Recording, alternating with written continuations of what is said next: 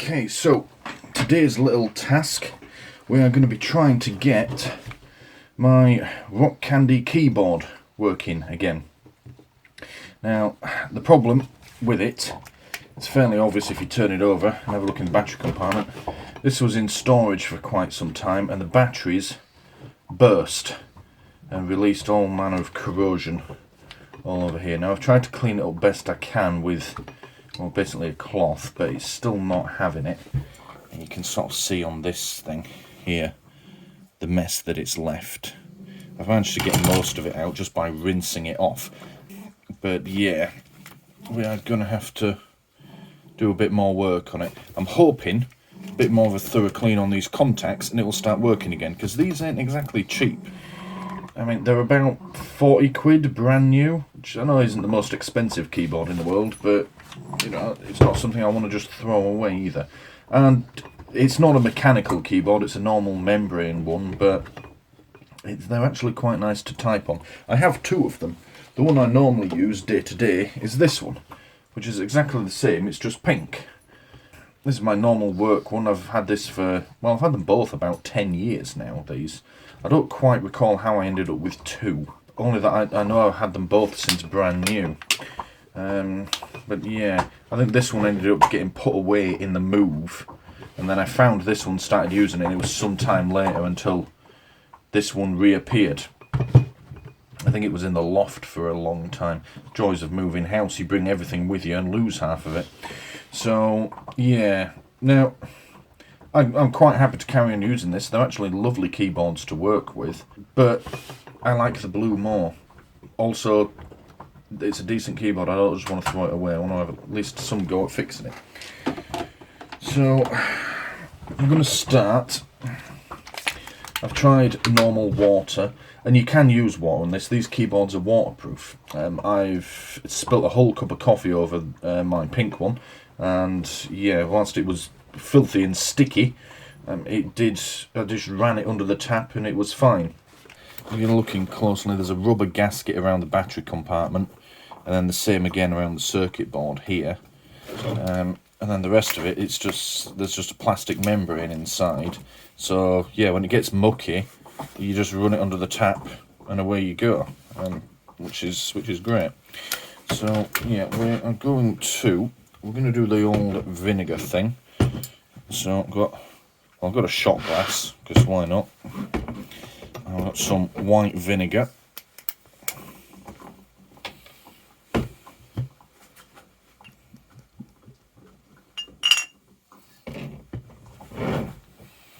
God, I miss vodka. Cost of living at the moment, though. I can't justify buying it. I love vodka. Anywho, so cotton bud. Don't worry, these are actually made of paper, so they're fully compostable. I know these are terrible for the environment if you get the plastic ones, but these are paper, so you're alright. And let's just try it. Tell you what, we'll start with this lid, this battery cover. This will hopefully allow us to see the reaction. In theory, it will start bubbling and fizzing as it takes away the alkaline that's left by the battery. So that will give us a good indication of how quickly this stuff is working. The vinegar that I'm using is this normal Sarson's distilled vinegar. They do another one, a brown one, the malt vinegar, which is it's good for putting on your chips. I mean, this will work just as well. It's edible. I mean, don't drink it, but you can put it on food. Yeah, about £1.50 I paid for this. So yeah, that's all right. Granted, it doesn't say white vinegar on it, but a quick Google search, and it turns out this actually has a higher concentration of the acetic acid, which is what we want. So that'll do the job. And once we're done, well, I've got stuff to help season my food. So let's give this a go. I'm going to put some all along this seal here as well. Try and get some of that off. And then we want to try and get it all over these terminals as well.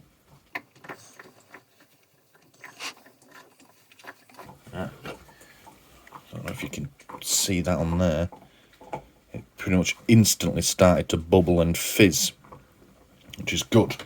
It means it's doing something. Let's have a bit more in there. Make sure it's all rubbed in nicely. A bit more in this end.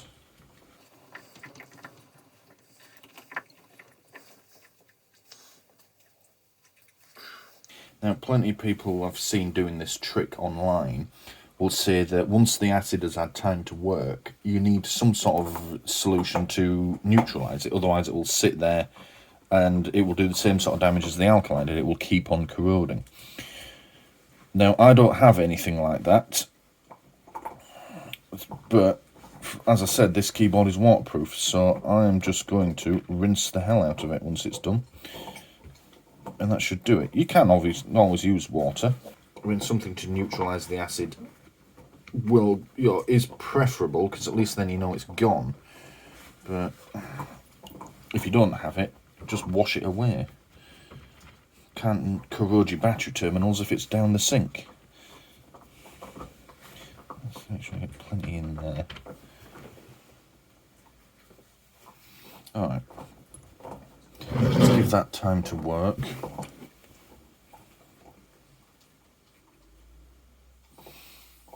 Interesting, we've got all the fizzing and such like on here, but we've got bugger all happening to this.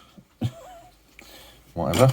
I think whilst that's working, I'm going to try and get these two plastic caps off as well, and see if we can get behind the terminals. I'm trying to avoid taking the whole thing apart.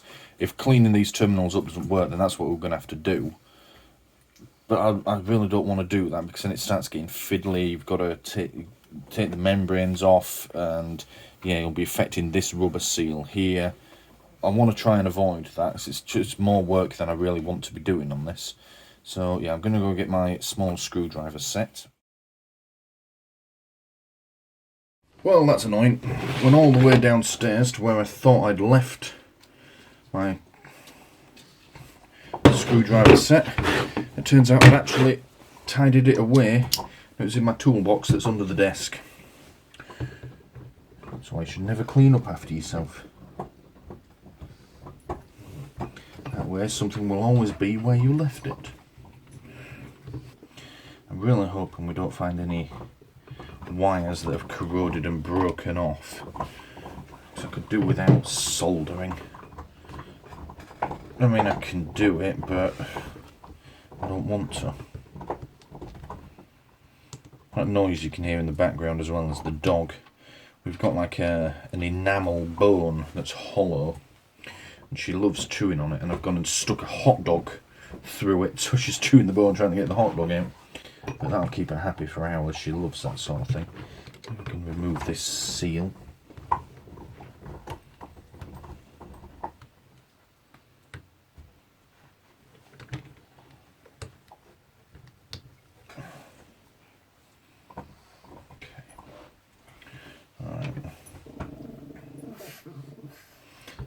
Bit more in here. Alright, we'll get that cleaned up as well. Unfortunately, I've just realised pulling that seal out means I am going to have to take this backing off now to get it back in. I've just wrenched it out. Never mind. Let's just get rid of all this corrosion.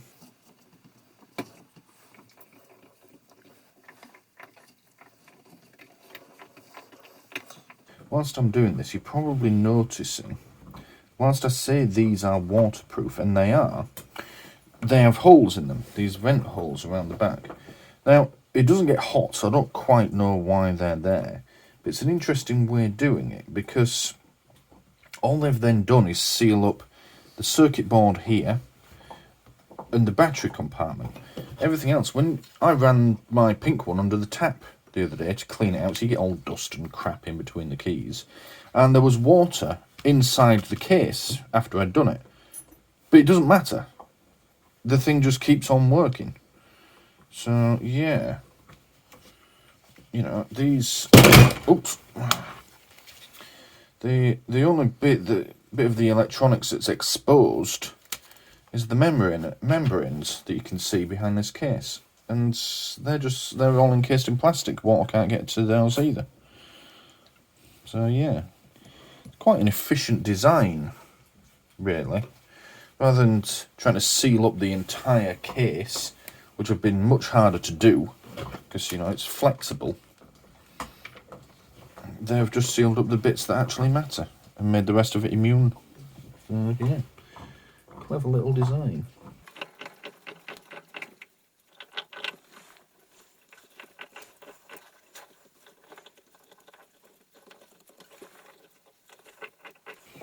Okay, so I'm just trying to get as much acid into here as possible, and into this back bit. This is where all the corrosion sits. You can actually see it bubbling in places, but not others. Okay, let's give this a bit of another wipe. Right, let's give that some time to work. It's difficult to show this on the camera. I angle it. Just in there, you can see little bubbles. It is working. There is a reaction going on. I suppose if it was the sort of acid that that just went fizzed for 5 seconds and then there was nothing left, well, you'd probably have trouble buying something like that. And even if you could, it would then just fucking eat everything. My fingers, the circuitry, the table, you know, it just contaminate the water table. Fucking hell, it'd be a fucking disaster. So yeah, something not quite so potent should do the trick. But yeah, I didn't have a choice but to pull this seal off either. But I'm definitely not going to be able to refit it without taking the entire back case off. Never mind. Alright, we'll let that sit for a little while and do something else for a little bit. And then we'll see how we get on.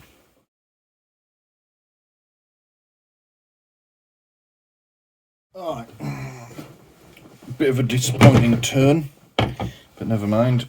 As you can see it on here, the wire to the negative one has broken away. If we pull at it with this toothbrush, it will come away. There we go. It's, yeah, so that's going to need soldering back on. The positive one, which would have been far more fiddly, does appear to still be attached, so that's one good side. So I don't see much reason in keeping this in place now. So we're going to get some pliers, pull it out and try and get all the corrosion out, and then we can solder it back on. But at least I think we found the reason why the thing isn't working. It just needs that repairing, hopefully. Okay, right. Let's get hold of this.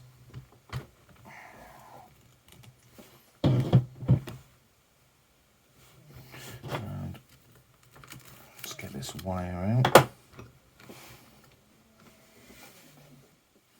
This is going to be the tiniest of soldering jobs. At least we can give this terminal a proper clean up with it removed. I'm thinking about removing the other one. Problem is there's less than a centimetre of wire before it goes into the case on that side. If I pull it out and snap it off, that's an even harder soldering job than I've already got in front of me. So I'm hesitant to do that. I think what might be a reasonable solution to this is we'll do the negative, test it. If it works, fine. If not, then we'll attack the positive. Let's just get all this crap out of here as well.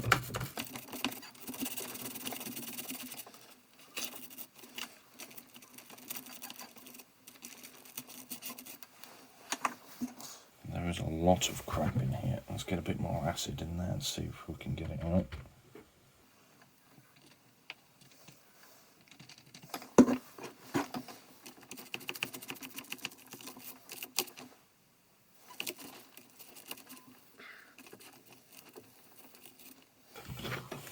It's starting to come out. If you can see in there as well, it's really bubbling away. I'll move the wire out of the way so it can focus. Yeah, it's really starting to bubble away. Oh, fuck. Right.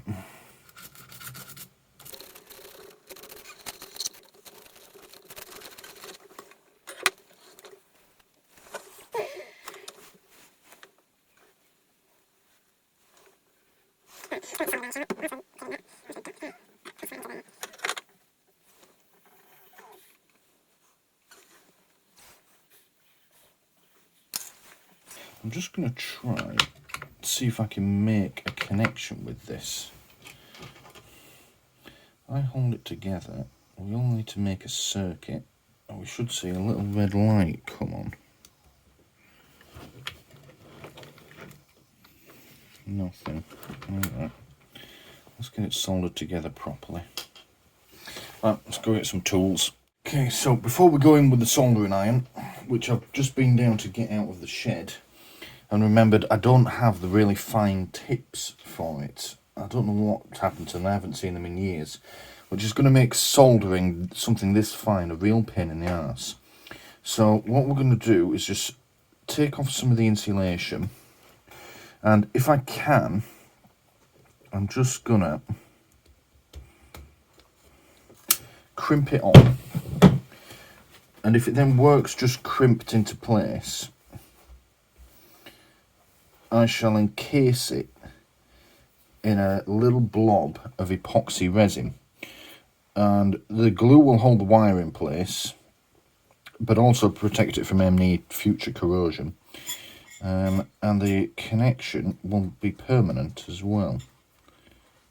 So there we go. See, that is on. All I've done is push the wire through and fold it over.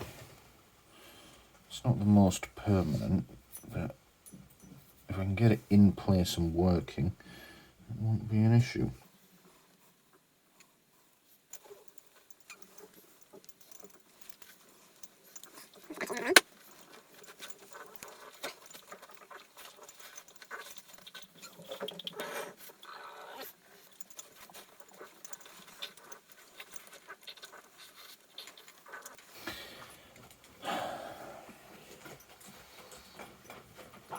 They really didn't waste any material when they were building these, and that includes the wire. I could just do with an extra millimetre or two. The routing on this has to be exact. Really do not want to start getting into adding lengths of wire. That would just be a real pain.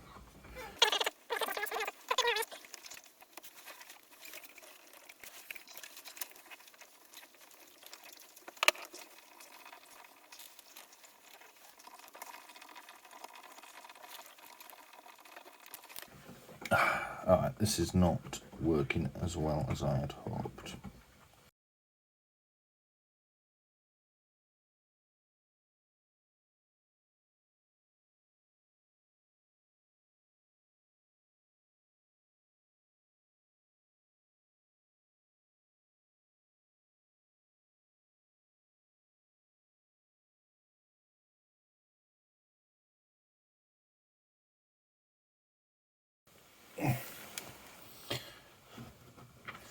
There is life. It may not look like much. You can see there, that little light is on, which is way more than it was doing before. Now, I'll have to take that back out for now, because it is just barely on. And the reason being is that, look in here, it's just touching in there. I couldn't get it to stay in that little hole. Giggity, giggity, giggity.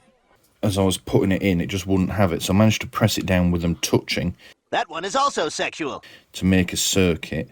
So it's going to have to be a soldering iron job anyway, but fortunately, all I have to do is just put a little blob on, and it will work. In theory, anyway. Okay. Let's go get the soldering iron, and let's see what we can do. Okay, right. Got me soldering iron. Well, one of them. I have 3 down in the shed. This one it has the finest point on it out of all of them.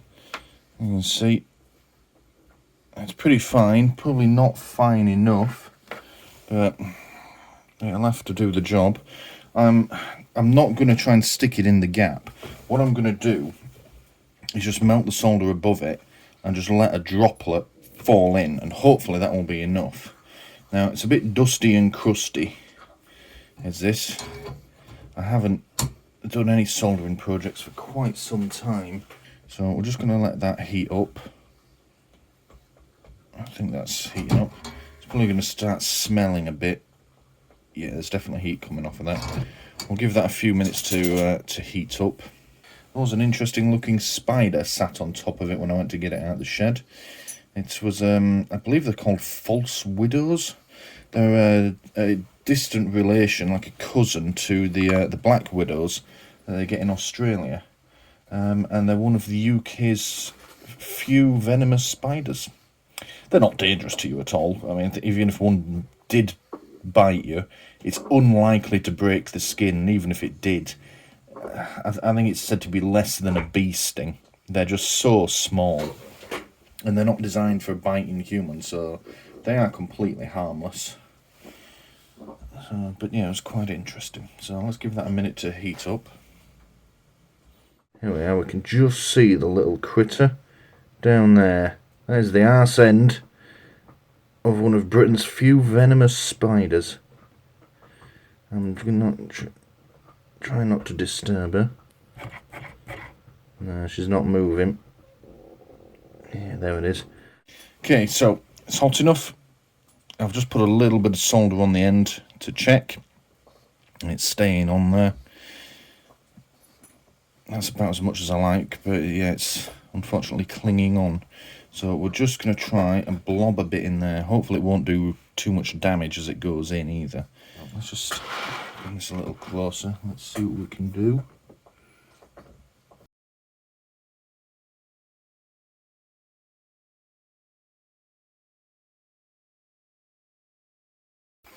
Okay, I think that has done the trick. Just realising, this shows how long it is since I've done any soldering. I've had this, well, I don't know when Maplin's went out of business, but yeah, I bought this from Maplin. Christ knows how long ago that was. I used to like Maplin. I was sad when they went bust.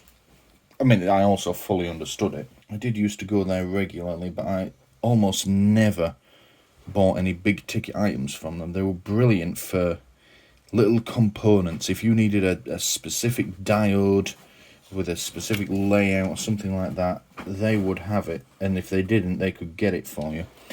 But unfortunately, high street shops, big retail parks, aren't really sustainable when people are only going there to buy tiny components for like 50p a time. I keep reaching for that to drink it, so I'm thirsty, so don't drink it. I mean, it won't hurt you, but it tastes manky. There we go. Get some Pepsi Max instead.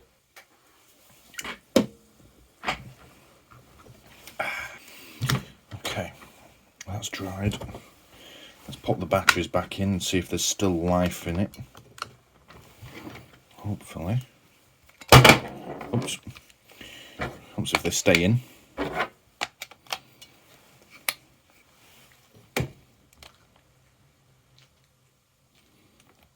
And there is. It's intermittent, but there is life in it. It will light up and respond, but it is very dim. I get the feeling we're going to have to redo this positive terminal as well. I'll show you by comparison. This keyboard, which is working fine, you get a nice bright light from it. But unfortunately, that's not the case. You can see there, if I dial caps lock on and off. But the light that I'm getting out of this is very, very dim.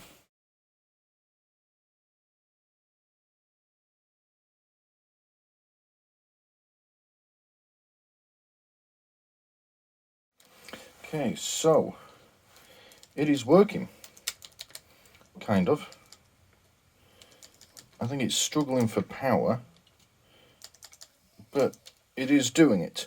So I've just opened up Notepad here, I've plugged in the little dongle that comes with it, repaired it, and it now works. So yeah, I haven't put the battery compartment back together yet, but it does allow us to type.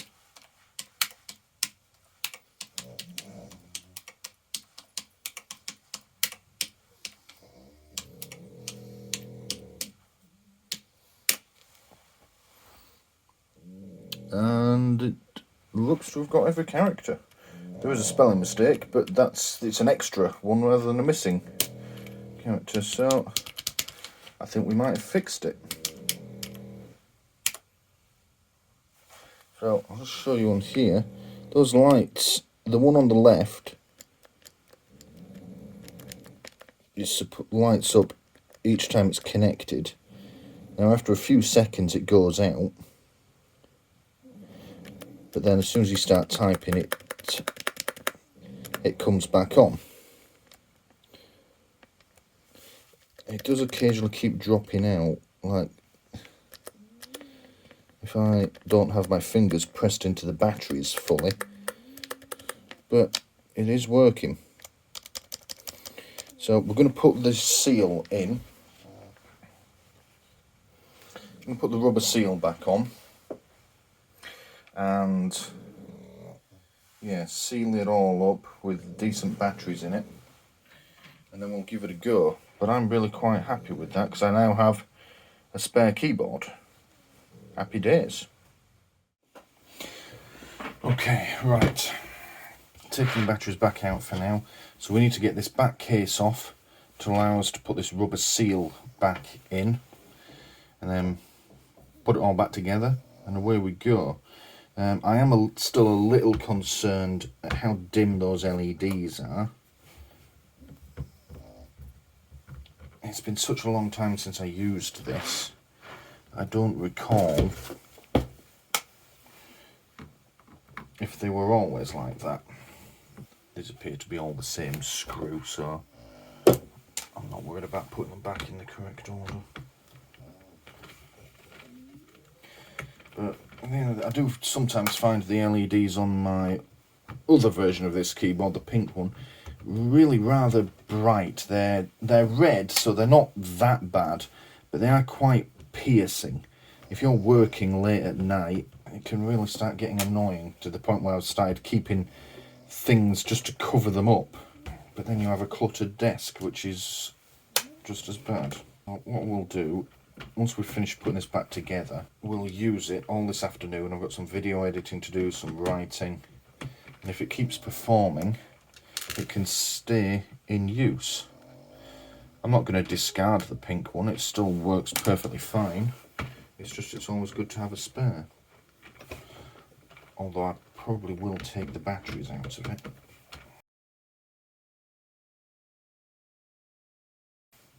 Seems like a lot of screws holding this together. How many have we got here? 1, 2, 3, 4, 5, 6, 7, 8, 9, 10, 11, 12, 13, 14, 15, 16, 17, 18 screws holding this back case on. Why? If it was to do with making it watertight, I'd understand. But the case has holes in it, so what's it for?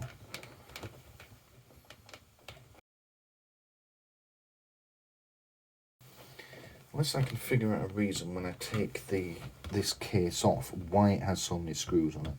And this is going to be one of those where I'm perhaps not going to put them all back.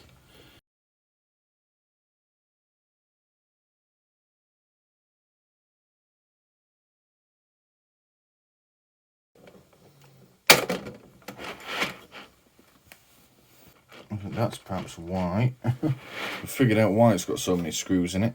This front part, as it turns out, is incredibly flimsy. And I'm just picking it up and it's bending under its own weight. I think I found the reason why it's like that. This bit is what gives it its rigidity. Okay, that makes sense now. It can have all its screws back. Let's just get this rubber seal back in place then. So I've managed to get most of the crud off it as well, left over from the battery, which is good.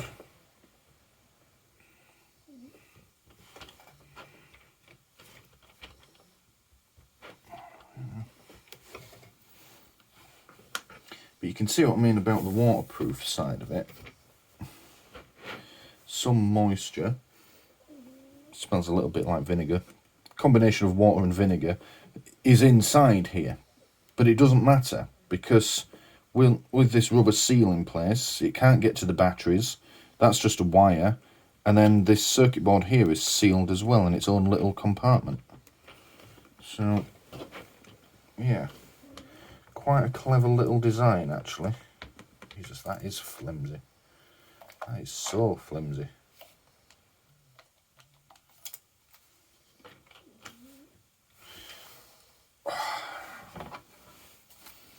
Okay, let's get it back together then.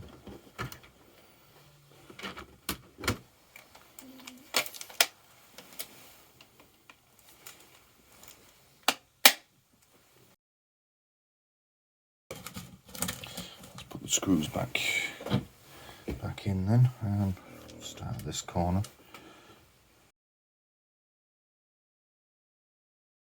The other thing as well is, if I put them all back, rather than leave some in the pot, they can't breed.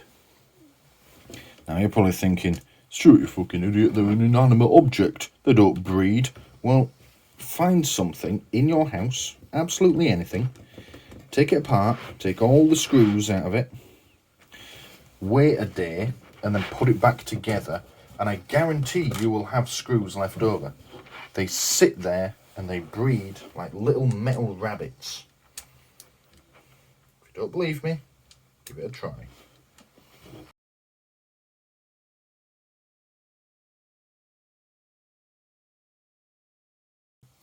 You watch, I'll get all these screws back together now and the fucking thing won't work again and I'll have to come apart.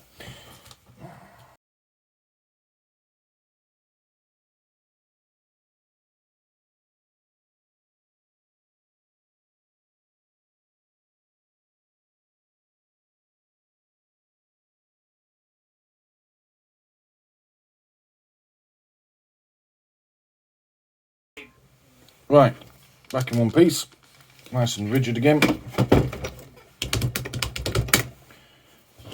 Okay, keys seem okay.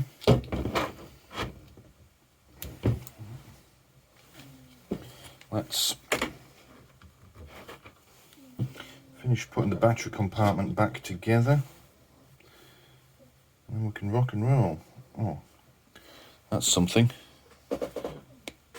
I missed all the corrosion on these little plastic doobly-doos.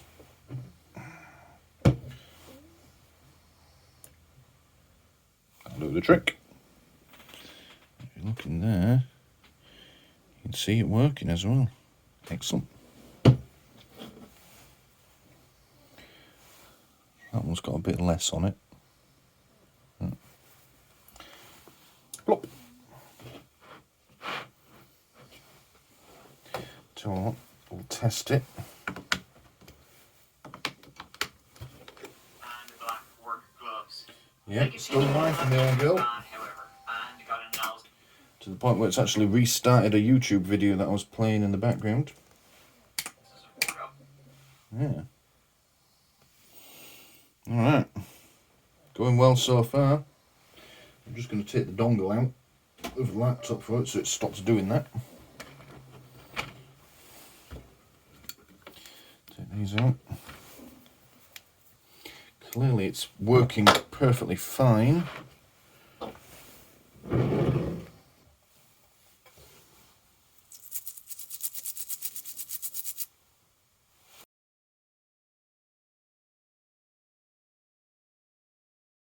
Lovely, lovely. Let's get this one out.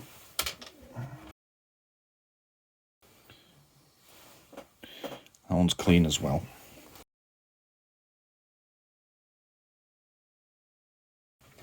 Alright.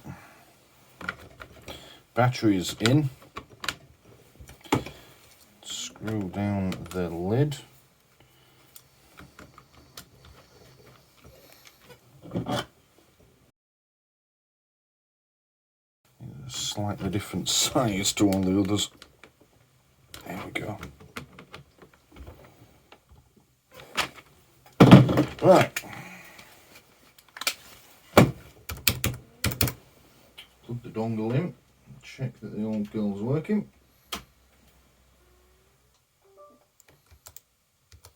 And it is.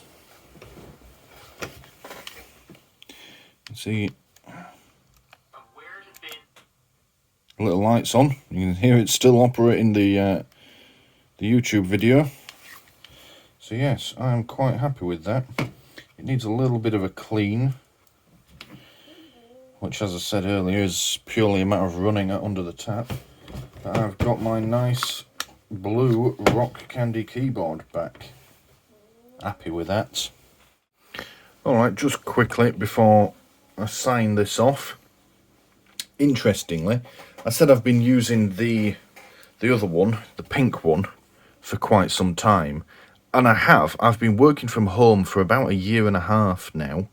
And before that, I used this pretty much every day anyway. Well, maybe not quite every day, but it was my go-to keyboard for about 5 years before that. But since I've been working from home for, it's in use pretty much all day, every day.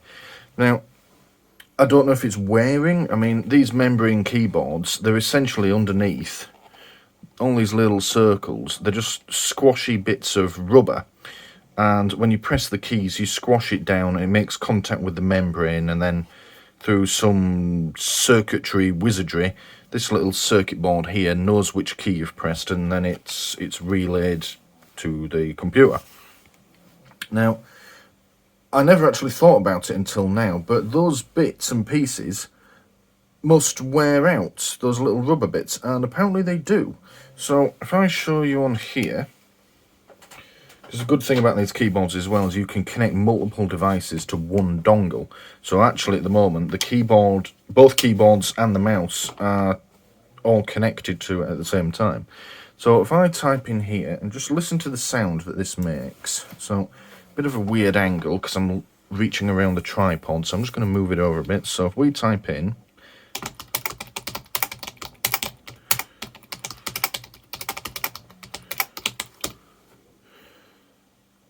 and that's what it normally sounds like, and we'll show you the space bar as well on its own. It's just sounds almost mechanical in nature, like the mechanical keyboards. If we swap this for the blue one, which has had far less use, I'll see what this one sounds like. Pop the legs out on it.